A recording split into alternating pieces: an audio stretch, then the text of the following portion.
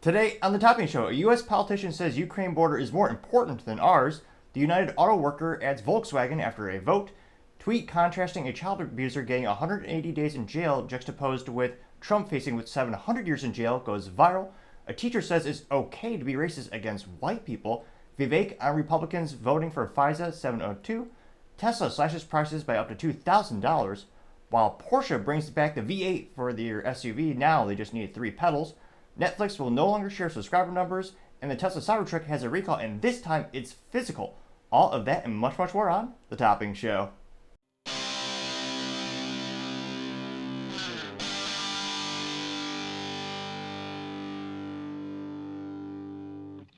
Thank you everyone for taking the time to tune in today. Today's episode of The Topping Show is proudly sponsored by Topping Technologies and ExpressVPN. Topping Technologies is an IT value-added reseller and services company with a special proficiency in IT security. Heck, I see their founder released twice a day. Gotta say he's quite handsome and brilliant. He's me, you see, that's the joke. If you're an IT leader or a business owner, reach the team at sales@toppingtechnologies.com. Also trying to get to 4,000 subscribers by the end of the month, so if you could click that button, I would greatly appreciate it. Now going over to the business part of the podcast, you have Tesla slashing prices by up to $2,000, which is quite a pretty penny to say at least. Well, we should probably say a vintage pretty penny, which is actually worth something. Truth be told, inflation is so bad. The original Ford was around $450, correlates to about $20,000 nowadays. Inflation is the real thief. But nevertheless, back to Tesla. It turns out they say that they're going to slash the U.S. prices on the Model Y, S, and X vehicles after they had a rough week. They know that the starting prices will be reduced after they also have a nice little recall on their belt as well. Pulling it up really quick here, they say that the cuts reduce the starting price of the Model Y to $42,990 and to $72,990 for the Model S and $77,990 for the Model X. Previously should have said the Model S. Now granted, they said one of the reasons they're doing this is because the stock has been dropping precipitously, and Elon also noted that they will be, soon coming out with a lower entry-level vehicle that will be around $29,000 after you and I give them a little tax credit. And this is also coming after the company slashed around 10% of their staff. So traditionally speaking, some business professionals will say, well, at a certain price point, anything will sell. And to a certain degree, that I could see a little bit of truth in that. At a certain price point, most people buy any knick-knack on the market. Now, the EVs, it's interesting to see. The adoption rate is continuing to decrease. The biggest growing category in the United States that consumers seem to be fleeting to is hybrids, because perhaps some people can't do math in terms of, oh wait, the battery dies. Now it's basically just a really heavy paperweight with an ICE engine, and fuel economy goes to nothing. But nevertheless, I partially am kidding. I mainly see them as a luxury for many people who have multiple vehicles. But with Teslas, and you can't have mom and pop work on your car, or if you want to repair it or maintain it, you have to have them do everything because it's locked in like a smartphone. But I partially digress. There's more and more competition in the EV market. You also have BYD, headquartered out of China, growing exponentially, which as soon as they start to import things to the US, that will just, in my opinion, decimate any other company trying to compete on a price point or in the EV marketplace. So it'll be interesting to see. I suspect this will increase the sales a little bit for Tesla because, again, they do need a little bit of assistance. You got 40-year hyperinflation, you got high interest rates for all the loans out there. There are a lot of people not buying a car, partially just because they really high interest rates, which is why some of the financing mechanisms of these big automobile companies, they're actually willing to seemingly lose, well, they're not going to lose money, but almost break even with some of these loans where they're trying to get people in the door, just trying to get them to buy a car. Is this enough to move the needle for you to actually go out and buy a Tesla? Personally, I always think the best vehicle is the one you already have, or more accurately, the one you already paid off. But let me know, is that enough of a discount to really move the needle to the point where you're going to go buy that vehicle? As always, it'll be fascinating to hear what you have to say.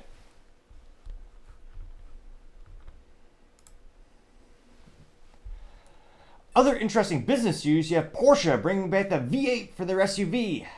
Now they just need to have 3 pedals like they used to have. A little fun fact, the Porsche Cayenne, it's not the cool one, so I can't pronounce it properly, or very little incentive to do so, but they actually had a V8 SUV in the 2000s era with a stick shift.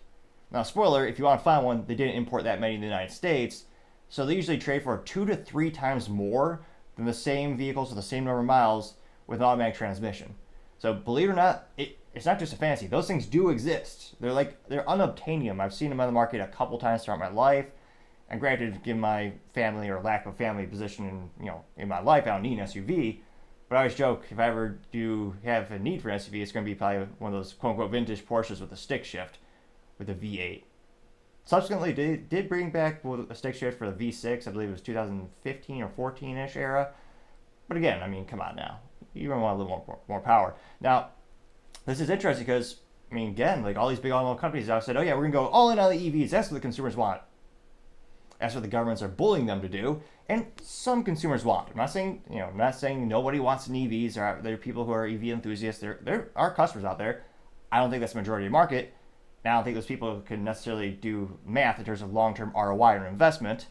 Really, to me, it only makes sense if you rent an SUV or lease an SUV. But that's an EV, but partially digress.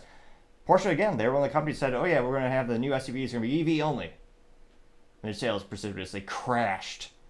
Because, obviously. Now, this comes to us thanks to Dave Edmonds over at Car and Driver. And they know that specifically, quote, 2024 Porsche Cayenne S Coupe tested, the V8 returns. And they note that engine downsizing in the name of fuel efficiency has been the order of the day for some time. The Porsche Cayenne S has been not immune from this trend. The burly 4.8-liter V8 it once offered was displaced by a twin-turbo 3.6-liter V6. Partially through the second generation, the shrinkage continued with the twin-turbo 2.9-liter V6 when the third-gen 2019 Cayenne S debuted. They say power nevertheless ratcheted up during this progression, as did the fuel economy. Which, yes, but people always forget, a lot of the engineering put into vehicles these days, it's not about you or the longevity of the vehicle, it's about the EPA. So, yeah, the engine is going to be kind of like cylinder deactivation. Great for for the short-term thinking of the environment and for the government mandates, but in terms of the longevity of the vehicle, no, it's not great for you or your pocketbook. And that's why I'm not a fan of having these huge trucks with small twin-turbo V6s. Again, I know it will make the power or even more power in some cases than the traditional V8, but it's also have to work a lot harder. Now, they note that the 2024 Cayenne S will bring all that to the halt, return to the V8. And this time it gets a twin-turbo 4-liter, less powerful version of the Cayenne Turbo E hybrid and the GT's V8. It still makes a hefty 468 horsepower and 442 foot-pound torque, and makes this Cayenne S the most powerful to date. Now, of course, this is the part that no one gives a damn about, except, the government. They say, 7 people, perhaps. They say, quote, but with a rating of 17 mile per gallon, 15 city, 21 highway, it's also the thirstiest, a bit of EPA backsliding that Porsche found tolerable by planning various e-hybrid range improvements, where the Cayenne cavalcade? It can't be a real word. Well, everyone knows my pronunciation always leaves room for improvement. And there's a better picture of it. They note that our inner child reveals in the engine change the whole swell V8 emits a guttural burble and vibratory brat that typically come hours after one consumes vegetable juice. Vegetable juice? Who's writing this? All right, we're going to go back to the statistics unless they're writing. Let's see here. No, it'll be 0 to 60 in 3.9 seconds, 0 to 100 in 10 seconds, quarter mile 12.4 seconds at 111 miles per hour. Giddy up. The sound registers at 41 decibels at an entertainingly lumpy idle before rising to 77 at full beans. Who's writing this? Oh yeah, we just said Dan. So some good news from the enthusiasts out there. And again, I'm not saying all the comments are talking about the stick shift, but it's ironic if you're watching the show and you see the visuals. Or if you're not watching, you're listening. The pop-up banner on this article is for, ironically, it's for Toyota and Nissan, which are some of the most, Toyota's the most bulletproof vehicle on the planet, but I don't think the consumers that are reading about a Porsche SUV are necessarily going to be interested in. They're advertising the Camry, which is one of the most practical bulletproof vehicles of all time, but a different category. One would think if they were smart about banner ads, they would have something like, if anything, an SUV of that same product category. Well, now you got to pop up for Volvo, which, no. So let me know. Am I just? I know stick shifts in the U.S. is about 1% of sales, and am I part of that 1% who would want a stick shift new V8 Porsche SUV? Would you ever want one? I mean, I know it's not as practical. I know it's not as fuel efficient, but it's one of those things where I always contend. I always tell people, I don't. I think it's a scientific fact. It's impossible to drive a stick shift and not smile ear to ear. I've tested this theory by every time I drive anywhere, I always smile. And granted, I don't have a lot of horsepower. It's just a little Honda Civic SI with the stick. Well, they only come with a stick shift. I respect Honda for that. But every time I do drive, I just can't help but smile ear to ear. So let me know. Would you ever buy one of those Porsches with a stick shift? Would you help bring that trend back? Or do you prefer a automatic transmission for an SUV? As always, even if you don't agree with me, I'd be fascinated to hear what you have to say.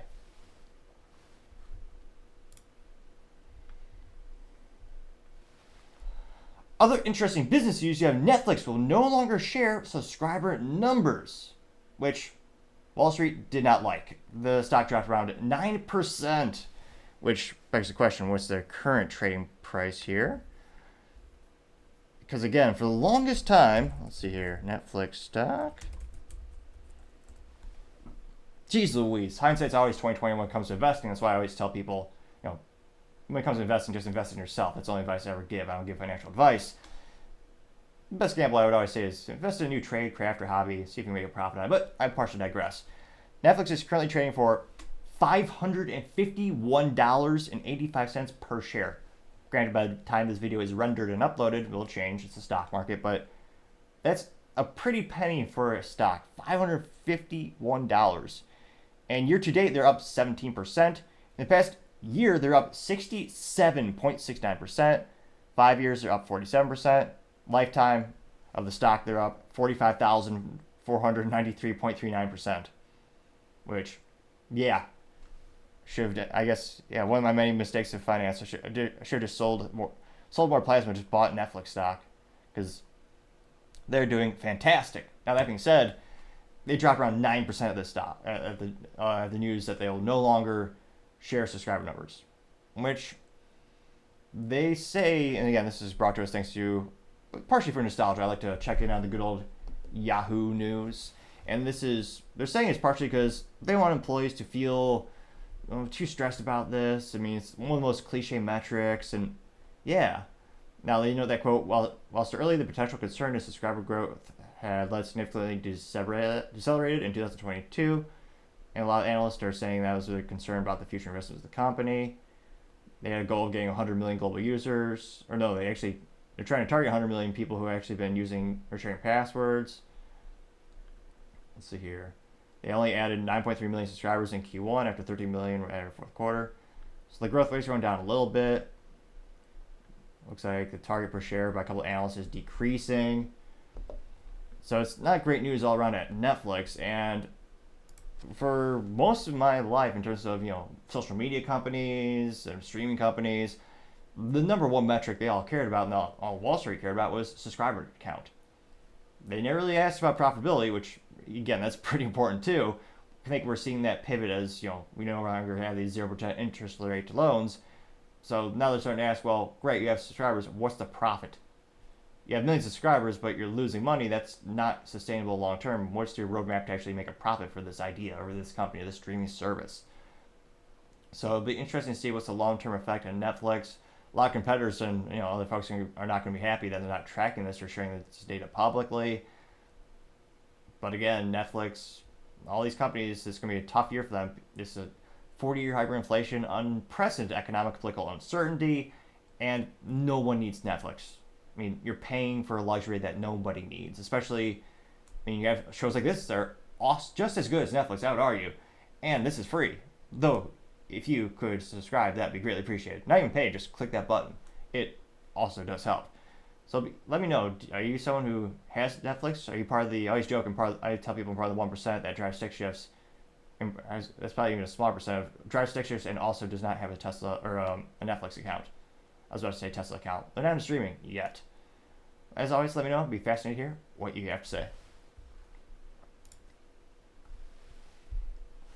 Now going over to the Culture Pod podcast, you have a child abuser given a mere 180 days in jail juxtaposed to Trump facing 700 years if he loses all 91 felonies. And it is going astronomically viral, as you might say, on social media. And this in particular comes from End Wokeness, and he says, "What a time to be alive." And they note that, quote, "Rochester man given 180 days in jail for taking advantage of girls," and obviously it was a he, and the victims were between ages 4 to 9 years old at the time, and someone in the court said, quote, "There's no moving or getting over it," unquote. And this mentally vacuous, most evil person only gets 180 days in jail for destroying 2 lives, for abusing two girls. I think only a couple states are actually doing justice in terms of, I believe Florida had passed a law so that they will actually give the death penalty to child abusers, which, yeah, they should all get it. If you can prove it beyond a reasonable doubt, absolutely. The propensity to repeat is too high. I see no reason why we should accept that in modern society. It is mind-blowing to think there are some people sticking up for these pieces of crap. Worse, I can't hardly think of anything eloquent or polite to say about them, or anything that wouldn't get me canceled off the YouTube or the Rumble. Aside to say that they are perhaps the most evil people on the planet, morally vacuous, mentally vacuous, and yet 180 days in jail. That's it. Really? And then you have the other picture is juxtaposed. It says, added up, Trump faces potential 700 years in jail if he loses all 91 felonies. Does that make any sense? Even if you're not a fan of Trump, he's facing 700 years in jail. Many of the same charges that his opponents have done, and yet they're not being put in front of a court. So kind of shows you the priorities of modern society, or American society, where they want to give Trump 700 years, and this guy who took advantage of 2 young girls, he gets 180 days? I mean, the nerd in me wants to say that does not compute, or something to that effect. That's disgusting beyond all belief. I mean, it's almost incomprehensible. Now, should be too surprised most of the comments, I would hope most of the comments agree with me, but it might be too, and again, there are some people who, they call these people minor attracted people. They think they should be embraced in society. Let's say people I think are also equally as mentally vacuous and evil. And let's see, maybe there's something in the comments. Now, this went viral. It got 950,000 views and 22,000 likes earlier this week. Now, scrolling down, one of the first comments comes from Paul Zupa saying, quote, "The 2-tiered justice system in America is only getting worse.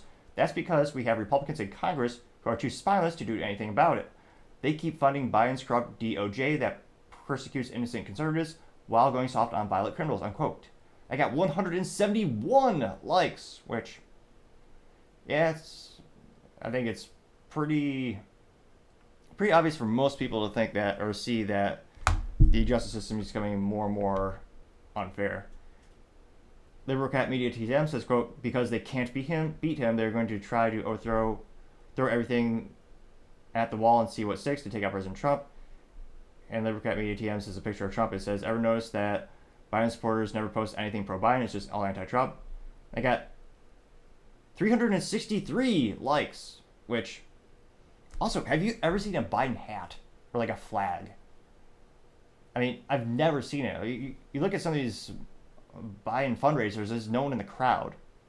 Like, even my videos get at least 1 or 2 views. Like, it's not, I've never had an empty, crowd.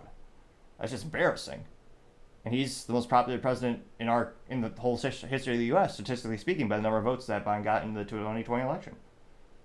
And yet you can't find I'm sure they sell hats. I mean, they have to. How else do you get elected if you don't have a hat? I'm also a little disappointed that Trump doesn't have an orange hat yet. I mean, the red hat is so 2016. The orange, I mean, that just makes sense. Plus, a lot of people, with all the rhinos, why not have the Orange Party? Or rebrand the Republican Party and get better people in there? Again, Trump campaign staff or team, I'm available for marketing consulting. You're scrolling down, you have Kenzie Marie say, quote, "It's a simple question, but they never want to answer it." It says, it has a picture of a gal with a, nice AR-15. And it says, "Why do liberals demand gun control after every shooting, but never border control after every rape or murder by illegals. I got 647 likes. Democrat Media TM says banana Republican stuff and says actual photo of Trump grabbing a cat and is Trump actually shaking Biden's hand. And it got 309 likes. Democrat Media TM also said, quote, no one has done more harm to harm Americans than Democrats, getting 188 likes. Gunther Eagleman says, quote, two-tier justice system, getting 200 likes. Habib says, quote, happening everywhere, says the law is violating the law. Apparently that's a quote from Elon Musk, getting 42 likes. National Conservative says, quote, these are the sponsors of the bill trying to strip Trump of his security detail. And it looks like these are the 9 U.S. congressmen sponsoring H.R. 80801, bill aimed at stripping Donald Trump protection Secret Service. I got 47 likes. Let's see here. Florida Now One says, quote, Trump once said he is the only thing that stood in the way between them and us. Now I understand, getting 63 likes, which that should be on like t-shirts, mugs, and hats in nauseum. Like of all the Trump has a lot of great hits in terms of political metaphors, in terms of political statements and bullet points. That's one of the ones that resonated the most. I mean, it's up there with Obama's Hope and Change, which, in full talk about you get what you vote for. He did change a lot of the U.S. And with Trump, that should be on every t-shirt. That's one of the best things he's ever said. You have Matthew J. So saying, quote, sounds about right in Marxist in America, getting 15 likes. Let's see, one more. You have Mr. Bigglesworth Memes saying, quote, definitely a crazy time to be alive. And it says lesbians in 2023 be like. And it's a picture of a man dressed up as a cat with a collar and another creepy looking man that got 70 likes. Let's see here. General TM says, quote, our justice system is a joke, getting 48 likes. A lot of people calling out the Democratic Party. Ooh, is this a contrarian statement, I think? Charlie Fish Doctor. That can't be a real job. Nevertheless, Charlie Fish Doctor has a picture of Trump playing at the casino. And it says, hit me again. And the donkey is dealing the cards. And one says indictment. One says, oh, it's a bunch of indictments. And the other one says ballot boot. Oh, I guess it's not a contrarian statement. Okay. And that got 13 likes. So it's like overwhelming positive support. Let's see here. So it'll be interesting to see. Let's see here. I mean, does the culture of the United States change to the point in terms of child abusers? Will people actually get out there and advocate and vote differently for policies that would actually put those people behind bars? Again, not every part of the United States is like this. There are some people in the United States who actually take justice seriously and actually want justice to be served. But do you think we'll hit a point where, I mean, for most of my life, those people have not been, the people who abuse children who should, in my opinion, get the death penalty, they have not been prosecuted in that way, and the district attorneys have not had the appetite to actually, really punish them. Do you think that could change with a culture shift in the United States in a lifetime? I mean, I certainly hope so. But as always, let me know what you think. I'd be fascinated to hear what you have to say. Other interesting cultural news, you have a teacher saying it's okay to be racist against white people. Which, this is reason number 9,958,421 to not send your child to public school. Because again, not all teachers are like this, but a lot of them are on libs of TikTok, and a lot of them seem to be morally, mentally vacuous and just indoctrinating them into horrifying things, both sexually and politically. Now, this was brought to us, let me see here, thanks to libs of TikTok. Let's see here. And libs of TikTok says, quote, teacher goes on unhinged rant against white people, saying it's justifiable and reasonable to be racist towards white people. And spoiler alert, it's a white guy. Oh, on top of being mentally vacuous, he's also fashionably vacuous. He's wearing some type of button-up sweater. Disgusting. And a ball. The whole outfit is just terrible, to say the least. And it looks like his vehicle is nothing to be proud of either. I can't even make out the headrest. But as we all know, the best of men always suit up, as all men should. He's wearing a, what is that, like a cardigan? Yeah, let's just say, He looks exactly how you'd think. The only surprise is that his hair is not neon colored. Now, without further ado, I usually say their voices are infinitely better than mine. In this case, it might be a fine line. Let's see here. Huh? Where's his voice at?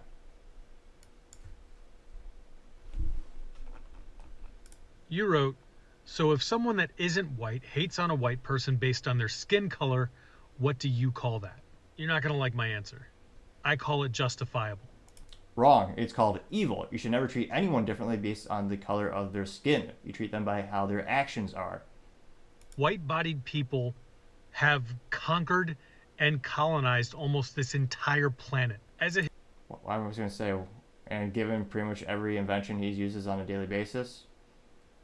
History teacher, I teach my students about the scramble for Africa, in which all of these European countries came together to decide which parts of Africa they were going to colonize. And then about the age of exploration, in which Europeans sailed over to the Western Hemisphere and committed genocide against any and every indigenous population they came across. And then that's called conquering land. That's what every race has done since the dawn of time. Believe it or not, even though we live in an extremely violent world today, is moderately civilized in terms of land allocation, and actually you see it less today in terms of taking other people's land in exchange for their lives, basically. Back in the day, it was pretty much everyone did. Oh no, he froze.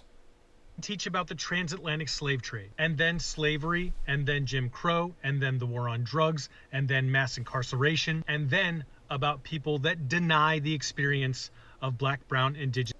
Oddly enough, he's not saying about things like, oh yeah, what country was one of the first countries on the planet to end the slave trade? What was one of the first countries to give them equal rights? What was the first countries to give women the ability to vote?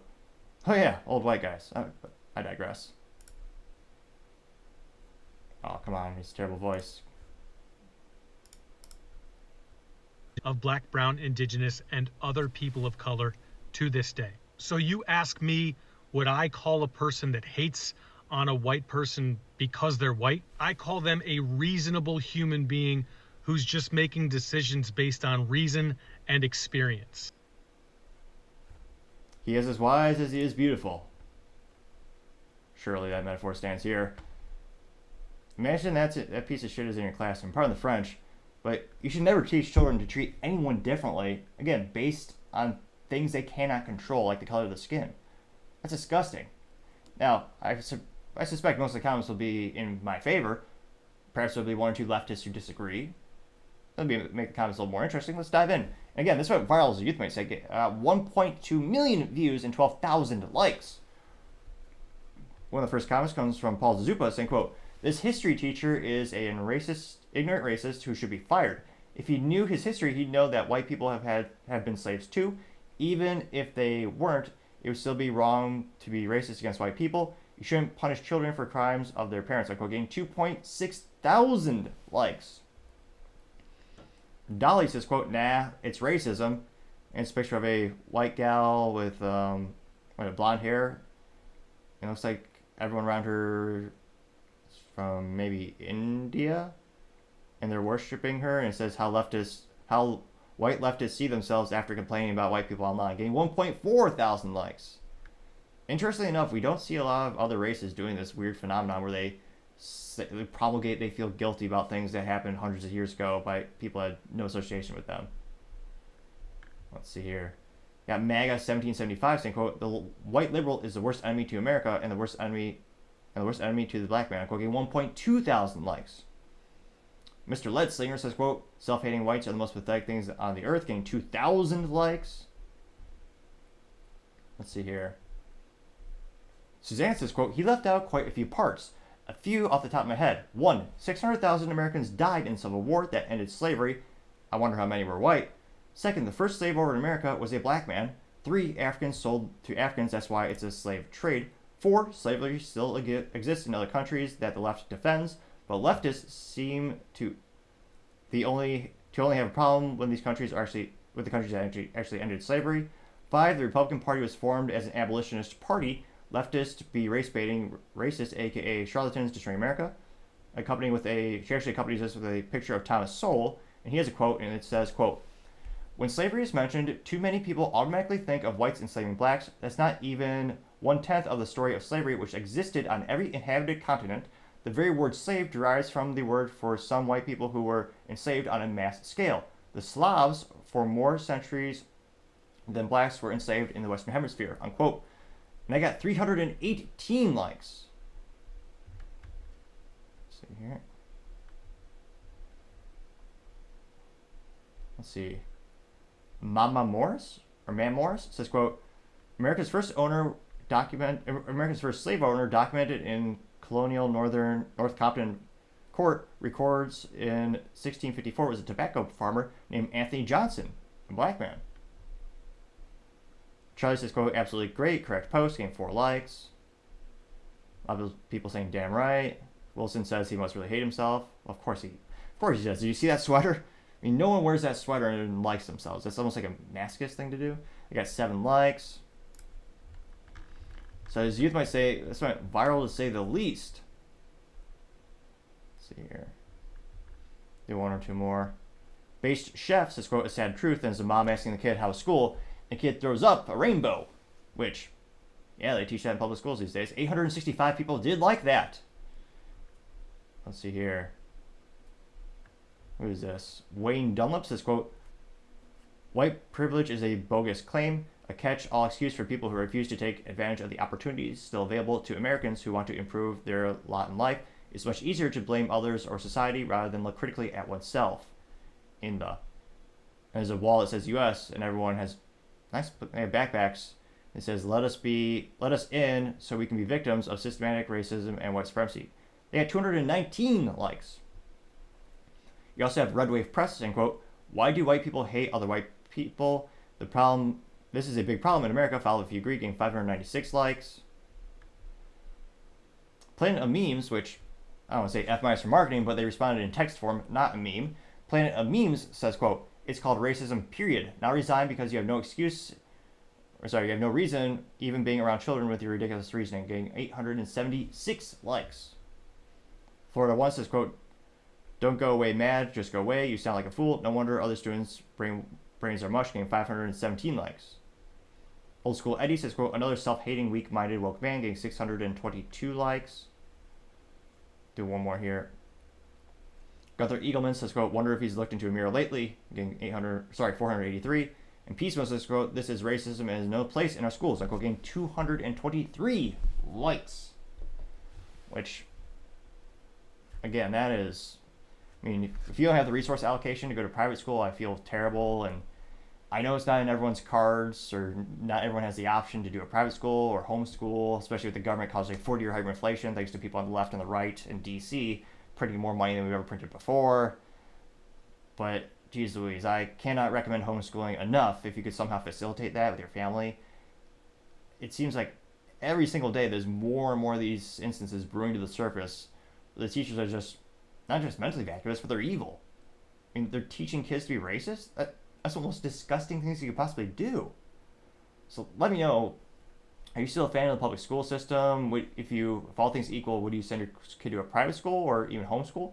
As always, it'd be fascinating to hear what you have to say.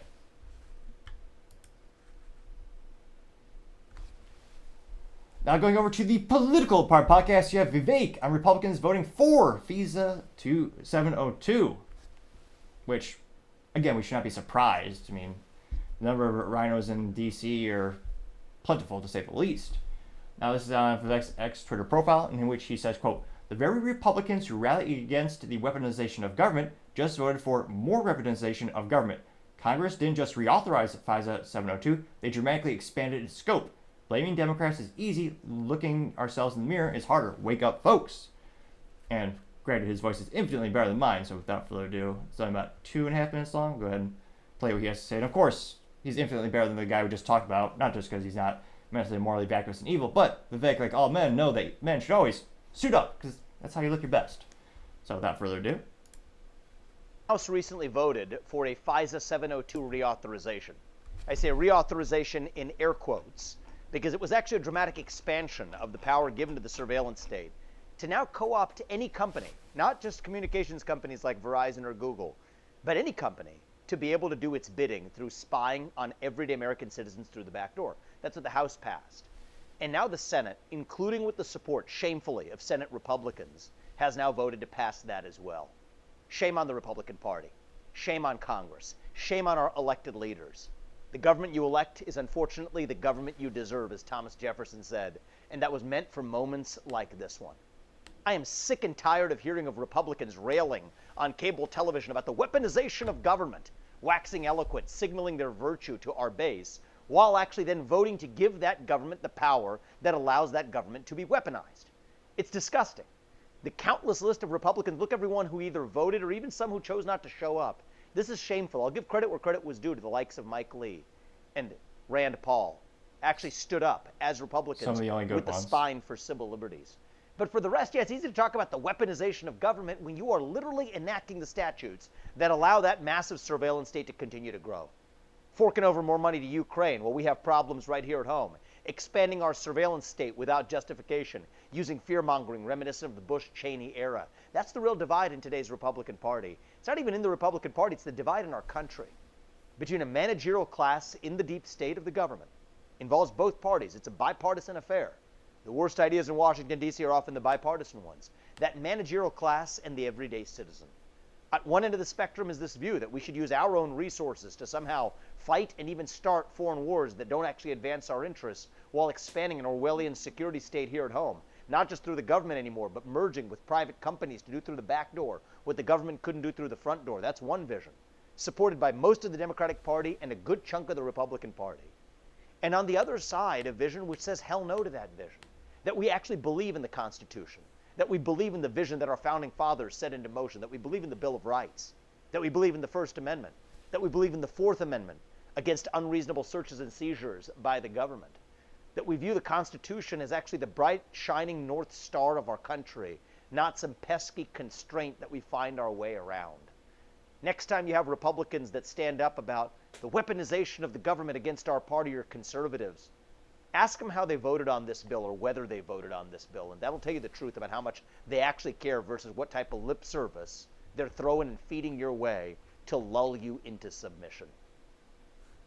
Couldn't have said it better myself. And went moderately viral. Got 573.6 thousand views and 18,000 likes. So, well, 18th. Oh, I thought maybe I could have been the 19th, the one like that got to 19,000. I wasn't, but nevertheless, I did like it.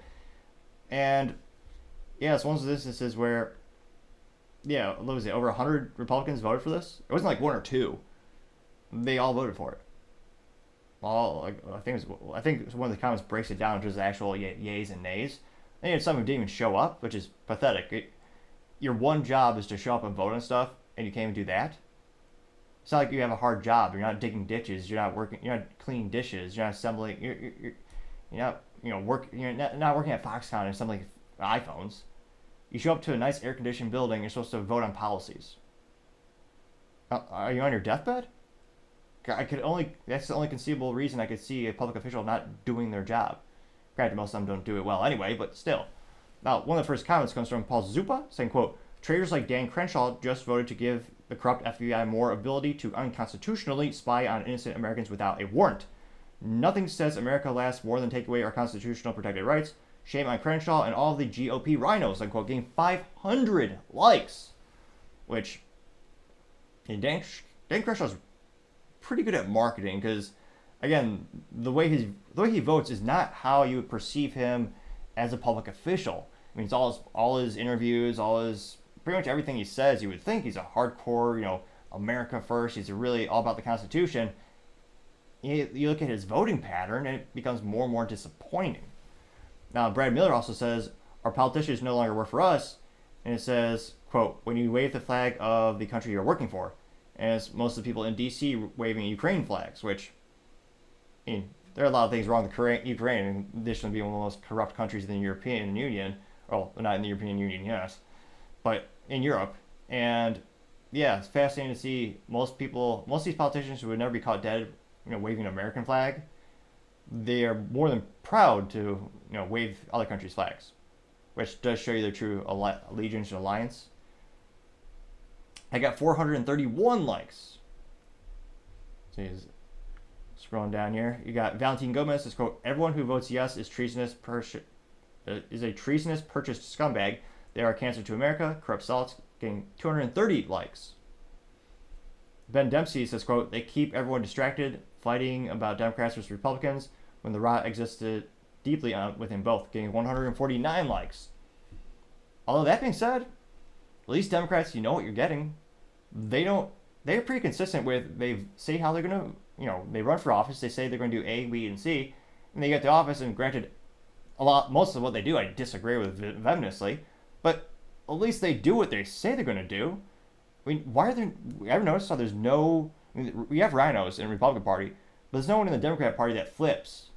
It happens so often in the Republican Party that there's a whole term invented for it called rhino, pejoratively known as Republican in name only. It doesn't happen on the Democrat side. You can almost respect that more. You know what you're getting. Now, again, one of my soapbox moments is Republicans had the House, they had the Senate, and they had the White House, and they couldn't get suppressors off the NFA list so that you could purchase it on a regular 4473 background check paperwork. Instead, you still have to pay a $200 tax stamp, thanks to the 1934 law, and you have to pay sales tax, and you have to wait sometimes, well, thanks to the technology nowadays, but it used to be 9 months to get the paperwork back. Oh, you have to also jump through a bunch of legal loopholes, or hoops. And yet, the Republicans can get that less regulated item. I mean, ideally, it's part of the Bill of Rights, it shouldn't be regulated at all, but they couldn't even move 1 inch in the right direction. Which, again, because there are so many rhinos there. So that's one of my soapbox topics, so to say, that where I could point specifically be, oh yeah, you had the House, you had the Senate, you had the White House. You couldn't get this thing done that you said, oh yeah, you do that for us. They had the proposal. They had the paperwork. Nope. Let's see. Defender of Freedom says, quote, the Republicans are even worse than the Democrats. At least the Democrats say it right to the public. The Republicans sneak around behind our backs, doing their evil deeds. Trump needs to run as independent. Unquote, getting 104 likes, which, no, that really wouldn't work. And again, this is someone who's mostly libertarian. I wish it would work. But the amount of resource allocation you would need to run as independent, you would need Elon Musk money, and you have to have huge infrastructure, not just resources in terms of online social media. You need hundreds of thousands of volunteers to pound the pavement. Because again, one of the biggest issues with elections, or one of the biggest ways you win, is gathering the votes. Ballot harvesting where it's legal, or depending on what side political aisle you do it when it's not legal. But a lot of it is just getting those people out to vote and getting those ballots out there. That takes resources, and Trump is being attacked, and they have pretty much locked in court. He's not allowed to leave court. They also have those legal bills, adding up. I mean, he doesn't have the resource allocation to run as an independent. And he already has the Republican primary. He won that. So, and again, the Republican Party, they're moderately efficient at raising funds. Thankfully, now they've gotten rid of Ron McDaniel, they'll be a little bit better at it. But yeah, there's no reason why Trump should pivot to run as independent right now. I think he'll get a lot of independent votes, especially because his historic track record is very anti-war, and he is not so much of an interventionalist, where a lot of independents and libertarians I know are much more isolationist. They don't want to go after all these countries and spend all these resources in countries that most Americans cannot point on the map.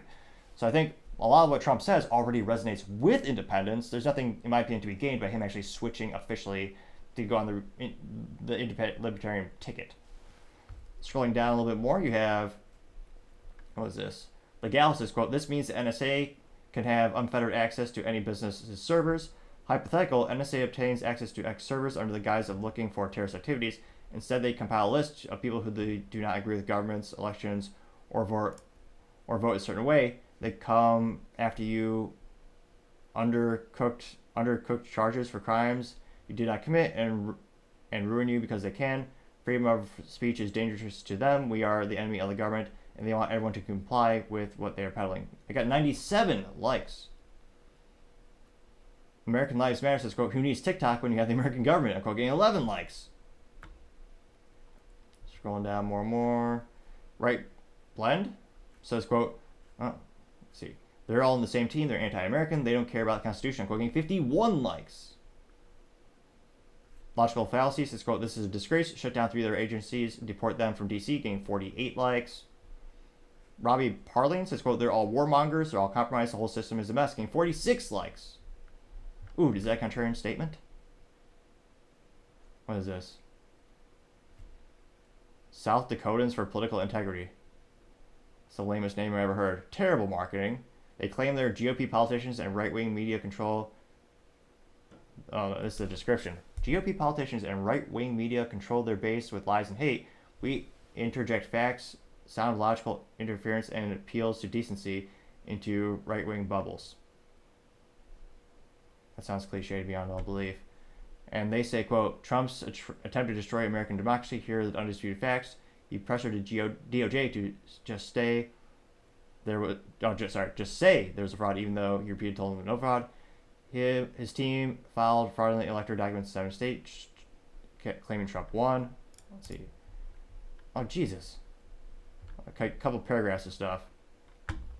He claimed he won 2020 election before the votes were even done counted. That's kind of cliche. Everyone does that. Let's see here. Him and his team considered... Does he have any evidence of this? Considering using the military to seize state voting machines. Lean 2020 election. Half-baked stories, unproven voter fraud. I mean, they have many instances where they show there's voter fraud. It was just the issue of, do you have enough evidence to show that it was enough to actually make a difference in the total count? How many does this get? Did get 12 likes, and you have a contrarian statement. It makes it a little more interesting. Let's see here. One more here. Got Crypto Medium saying, quote, when the government betrays the people, its needs of the people, it no longer is their government, it is their enemy. Getting 52 likes. So not too surprising that they decided to, vote unanimously. They voted overwhelmingly for the FISA 702. And it's unfortunate. I mean, to me, there's always that one of the biggest pivot moments is with the Patriot Act. That was, again, a perfect example of anytime there's something in the government where they name a bill, ironically, it usually has the opposite effect. Hence the Patriot Act, which I would argue is one of the most unpatriotic things ever passed in the U.S. government, and destroyed a lot of the semblances we had of privacy very similar to this. So let me know, are you surprised that some of the Republicans actually voted for this after they claimed they wouldn't? As always, it'd be fascinating to hear what you have to say. Other interesting political news, you have a U.S. Democrat, Gerald, saying the Ukraine border is more important than ours. Saying the quiet part out loud. Now, this comes to us thanks to Libs of TikTok. And this is Representative Gerald Connolly. And he said, this is a little clip here, but Libs of TikTok pulls out one of the first quotes saying, quote, some say, well, we have to deal with our border first. The Ukrainian-Russia border is our border, unquote. Libs of TikTok continues saying, quote, these people openly despise you. And this is Mr. Gerald Connolly. The only redeeming factor is that, granted, he has a modicum of fashion, and, he does know all men should suit up, so he did one thing right. Granted, his mind is, what's a nice way of saying broken? Mentally vacuous? So I'll go ahead and see if we play this really quick here. Some say, well, we have to deal with our border first. The Ukrainian-Russian border is our border. It's the border between depraved autocracy. Now, spoiler, I did look at a globe. And believe it, and it's also not flat. But I looked at the globe. Fascinatingly enough, no, it's like thousands of miles away. It's not on our border at all. Fun fact. Now, granted, given the intellect of someone in D.C., perhaps he does not know basic geography. That might be a thing. But we'll see what else he has to say.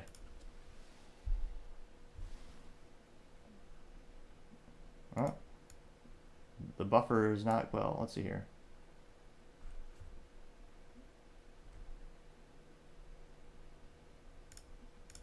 Oh, come on now.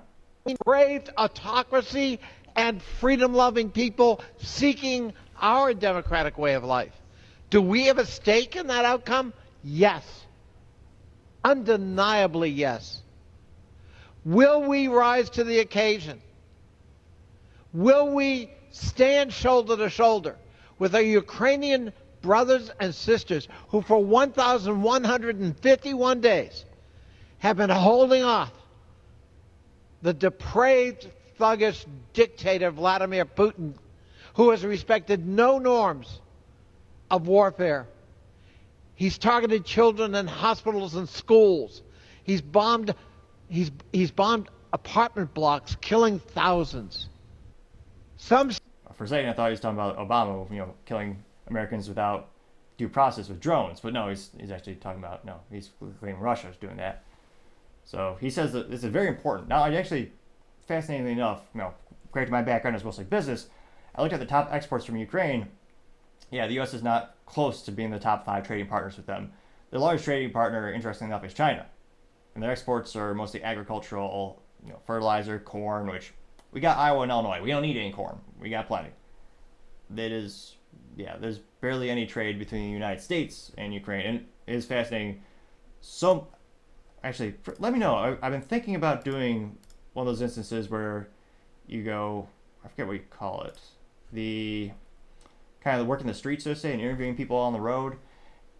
Would you find it fascinating if I were to go out there with just a map of Europe and go to the people who are waving the Ukraine flag, just be like, hey, can you point to me on the map, where is this country you love so much that you think, again, this is referencing, I believe, there's a $95 billion package that we're sending. Now, that does include other countries, it's not just Ukraine, it's also, I believe, it's Israel as well as Taiwan, which, from a business strategy perspective, those countries we do have much greater trade with, and we have much more sharing of intellectual property, both military and as well as cybersecurity, and as well as semiconductors, of course. So in those cases, I could see the rationale much more than specifically Ukraine. So again, this bill is reference to 95 billion, but it's for not just one singular, it's for a couple countries, some of which are actually strategic allies. Now, this went viral, getting 1.4 million views, 16,000 likes. Now, one of the first ones comes from Paul Zazupa saying, quote, "This video should really be going viral. Representative Connolly is saying clearly what the Democrats think. Ukraine's border is more important than America's. He says this, and yet Speaker Johnson continues to cave to Democrats like him. Disgraceful, getting 475 likes." Now, I might be a little bit biased, but I think this next comment is the most handsome of all. This one comes from The Topping Show, in which I say, "Seems like DC will help every part of the world before they'll help us." And it's a picture of, what is it? Ron Swanson from Parks and Recreation, just looking perplexed and disappointed.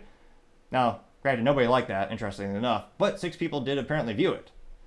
Scrolling down, you have more and more. You have Brad Miller saying, quote, "They no longer work for us." And it's a picture of DC in creepy looking, some type of, what is it, the opposite, the negative view in terms of, well, not just negative, in terms of not positive outlook, but I mean like the negative view on a film. And it says the government doesn't represent you anymore, getting 309 likes. What is this? Culture War says, quote, "Meanwhile, back in our border, we have an African caravan of military-aged men scrolling in, fighting like a fighting battalion, getting 250 likes." And yeah, well, we'll mute that. Yeah, they look pretty strong to me. Now I got 250 likes. Common Sense Prevails says, quote, "Go away," and it's a picture saying, "Warning, beware of members of Congress pretending to be Americans," and getting 235 likes. Red Wave Press also says, "Democrats think that the Ukraine-Russia border is our border, but not our southern border. What a joke. Follow if you agree," getting 134 likes. Planet of Memes getting an F- for marketing because they responded in a text format, not in fact with a meme, saying, quote, "This is what treason looks like," getting 150 likes. Salty Goat says, quote, "This is their mindset. We are not at war with Russia, and they won't be happy until we are," getting 155 likes.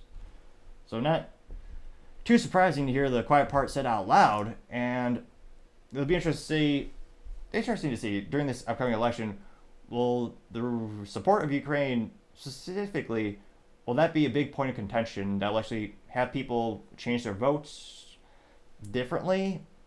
Does the average American care that we're $34 trillion in debt and counting, every second of the day it's going up? Do you think that will ever come to be a concern for the average American? And do you think they'll ever start asking more and more of, hey, in terms of, resource allocation, sending money across the globe, why don't we fix some of the problems we have here? Let me know. As always, be fascinated to hear what you have to say.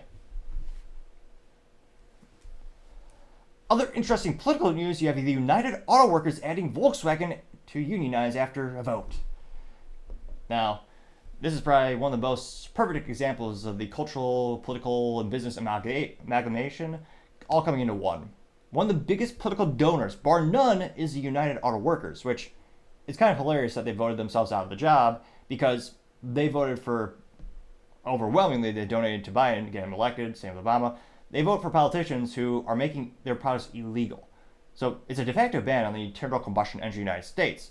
The government is saying, oh no, you can't have that. They're saying, well, in order to be in business, you have to have certain fuel economy fleet averages, and you have to have tailpipe emission standards. And they've raised those to the point where the only conceivable way to hit those metrics is to make electric vehicles, which, again, for the big three, now with Volkswagen, are less profitable. They require less low-skilled labor, and the whole life cycle of the vehicle has less components to actually configure and install, so there's less labor in general to manufacture them. Now, the UAW, interestingly enough, it almost seems like, well, some people might pejoratively call them a gang because, there are so many ineptitudes or so many examples of ineptitudes where, well, let's just say it's impossible to get fired being part of a union, which is perhaps one of the reasons why those companies, they don't have great quality products. Let me ask, I just find it fascinating that if you look at most third-party analysis of when it comes to vehicle reliability and longevity, more often than not, most unreliable vehicles are manufactured by unionized labor. I don't think that's a coincidence, but that's just me. Now, this is also even worse than it sounds because just, was it last week or 2 weeks ago, the CEO of Volkswagen said their brand is no longer competitive. I mean, this company is being hit when they're down, so to say. And now their labor rate is going to increase exponentially, and the quality is going to go down. Because again, you basically can't fire someone who's in a union. You look at General Motors. And, I mean, the hundreds of millions of billions of dollars that they donate to politicians, and spoiler alert, it's all, I think of all the political donations, 1% went to people on the right, politically speaking, from the UAW. It's hugely biased. And Sean Fain, the head of the UAW, fun fact, he makes nearly $300,000 a year, and his right-hand man is a self-proclaimed Marxist who loves Bernie Sanders. Bernie Sanders also goes to these events. It's no coincidence. So this is going to be, the political donations for Biden they're going to increase even more now. And I can't help but think, well, let me know in the comments, do you think this will help propel the UAW to be even more, or more accurately, will it help propel Volkswagen to be more competitive on a global environment? Will it make the vehicles cheaper or more reliable? It will certainly increase the politics of the company. I know some people who will not buy vehicles just because they're manufactured by the United Auto Workers. And truth be told, I've had family who grew up in Michigan, so of course, it's kind of inevitable you end up working in the automotive community. I've had family members on both the assembly line as well as management, specifically for General Motors. So I'd like to say I have a little bit of experience in terms of anecdotal experience talking to them about the stories, both the management as well as the frontline capabilities, or the assembly workers. But let's just say I don't think it's sustainable to pay someone $75 an hour to put tires in a car, which, yes, that actually does happen. So it'll be interesting to see what it looks like in terms of their political donations and how they start to participate in political rallies. But, this is great news in terms of Biden's perspective because he already has endorsement of the United Auto Workers. So this is just going to give him more fuel for the upcoming election. And that's why I put this in the politics part of the show, even though it's a huge business development as well. This is one of the first companies to actually be accepted or be unionized in about 50 years in the United States. Traditionally, it's just the big three. You had General Motors, Ford, as well as Chrysler. Now, GM and Chrysler went bankrupt so bad, in part due to the unions in 2009, that, Chrysler is now owned by Stellantis, which is headquartered over in Europe, and GM still has, is it $98 billion long-term debt and counting? So GM has gone bankrupt 3 times now. It'll be interesting to see if they make it in the next couple of years. But let me know, do you think this will have a huge impact on the upcoming election? Both not just in monetary, but also, feet on the street and, protesting and rallies. As always, be fascinated to hear what you have to say. Oh, there we go. Now going over to the business blunder of the day, you have Tesla Cybertruck recall, and this time it is physical. Now, I don't mean fiscal in terms of this will cost them money, though it will, but I mean physical as in this is a physical issue, which is a rare thing for Tesla. An overwhelming majority of what they are legally defined as recalls end up just being something that you could easily fix via a over-the-wire, over-the-air software update. So, personally, I don't think those instances should really count as a traditional recall because the vehicle does not need to go anywhere and there's no real burden on the owner. Now, this comes to us thanks to TheVerge.com.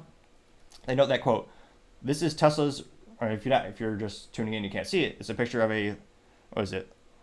I guess Milwaukee, a little drill. And it says, quote, this is Tesla's riveting fix for recalled Cybertruck accelerator pedals. After Cybertruck owners said their accelerator pedals were getting stuck wide open, Tesla's recalled every single one of them to install a rivet that keeps the pedal pad securely in place. Let's see here. Oh. Now, let's see here. See if they have more cool pictures. Ooh, let's see. It's my little noise, but I was right. It is Milwaukee. I got a little template. Drill a little rivet there.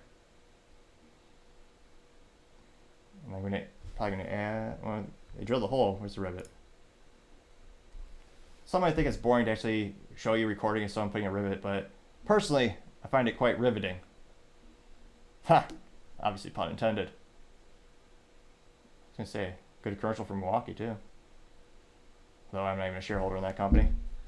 So look, I mean, thankfully it looks like a quick fix. Let's see. They say it takes only 35 seconds. All right. Now it also means that they halted delivery of all their trucks as they start to fix these. They note that, let's see here, a viral video showed the pad on the accelerator pedal could slip off and get stuck in the interior trim, leaving the pedal depressed down 100% full throttle. That is not great, especially because, again, this is, in this case, related to safety. Looks like they have a little diagram that shows you the little gap that was left. Let's see. Use only the pedal rework kit to perform. Services bulletin posted by Tesla. Required steps. Once it's done, they're supposed to inspect the work with a mirror and clean up all debris. As left customers, they're saying it's $99,000 truck. So not great news for their truck, as it's already gotten off to a rocky start. And again, unlike most of Tesla's regular recalls, this one they actually do need to do something physically. And now, granted, thankfully, it doesn't seem to be like a detrimental thing where your vehicle's going to be out of commission for weeks or months because you have to replace a broken cylinder head or something to that effect. But again, Tesla just laid off 10% of their staff. Their sales are dropping. This is one of the worst things that could possibly happen when you're trying to sell more vehicles. Now all the vehicles are literally just parked. They can't be sold until this is fixed. So unfortunately, that has got to be the business blunder of the day. Thank you everyone for taking the time to tune in. Again, we're trying to get to 4,000 subscribers by the end of the month. So if you could click that button, I would greatly appreciate it. Also, leaving a thumbs up, thumbs down, or comment is a great way to give me some additional feedback, letting me know how I can make the show better and better. Lastly, don't forget to take the time to tell your family, tell your friends, tell your coworkers, heck, tell your enemies, tell anyone and everyone. Just stay safe. Fight the good fight.